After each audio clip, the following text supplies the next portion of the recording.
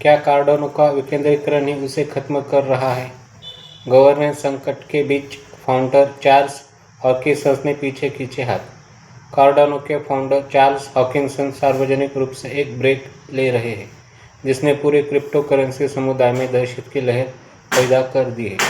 कीमतों में भारी गिरावट, गवर्नेंस के विवादों और दम तोड़ते एप्लीकेशन इकोसिस्टम के बीच एडीए होल्डर्स ने आक्रामक रूप से नेटवर्क के सबसे मुखर समर्थक पर उंगलियां उठाई है। हालांकि एक्सपर्ट हॉकिंसन की भावुक प्रतिक्रिया पूरी तरह से मैदान छोड़ने के बजाय एक गहरी संरचनात्मक सच्चाई को उजागर करती है।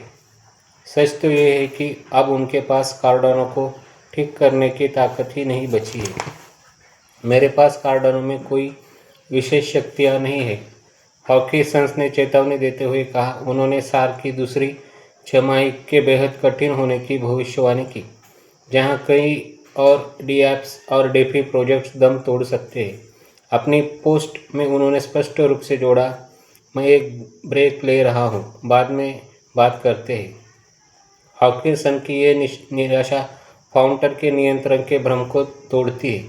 भले ही वो एक सार्वजनिक रूप से इस ब्लॉकचेन का चेहरा बने हुए हैं, लेकिन कार्डानो के वॉल्टवेयर रोडमैप ने जानबूझकर उनसे एक तरफा अधिकार छीन लिए थे। फ्लेमिंग हार्डफोर्क जैसे अपग्रेड्स के बाद प्रोटोकॉल के मानकों को बदलने, हार्डफोर्क शुरू करने से और ट्रेजरी से फंड निकालने का पूरा नियंत्रण डीरेप्स और स्टेक पूल ऑपरेटरों जैसे विकेंद्रीकृत निकायों को सौंप दिया गया था। यहाँ तक कि हॉकिंसन के पास कार्डानो का ट्रेडमार्क भी नहीं है। उसका मालिकाना हक कार्डानो फाउंडेशन के पास है। इस ब्रेक का समय बेहद नाजुक है। कार्डानो इस समय बजट को लेकर एक कड़वी आंतरिक लड़ाई में फंसा हुआ है। आईओ रिसर्च के लिए 32.92 मिलियन एडीए की मांग करने वाले एक लाइव गवर्नेंस प्रस्ताव को डीरेप्स से भारी विरोध का सामना करना पड़ रहा है, जिसने हॉकिंसन को ये चेतावनी देने पर मजबूर कर दिया कि यदि फंडिंग विफल रही तो नेटवर्क अपने शीर्ष वैज्ञानिकों को खो सकता है। इस बीच बाजार इस विकेंद्रीकृत नौकरशाही को झेलने के लिए बिल्कुल तैयार नहीं है।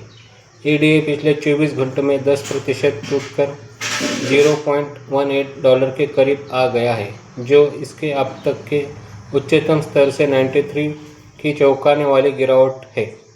घटते टीवी और सुस्त पड़ती डेवलपर गतिविधियों से जूझ रहे कार्डानो के लिए आगामी वैन सेंसन अपग्रेड एक महत्वपूर्ण परीक्षा है कि क्या ये नेटवर्क बिना किसी केंद्रीय नेतृत्व के तकनीकी अपडेट लागू कर सकता है।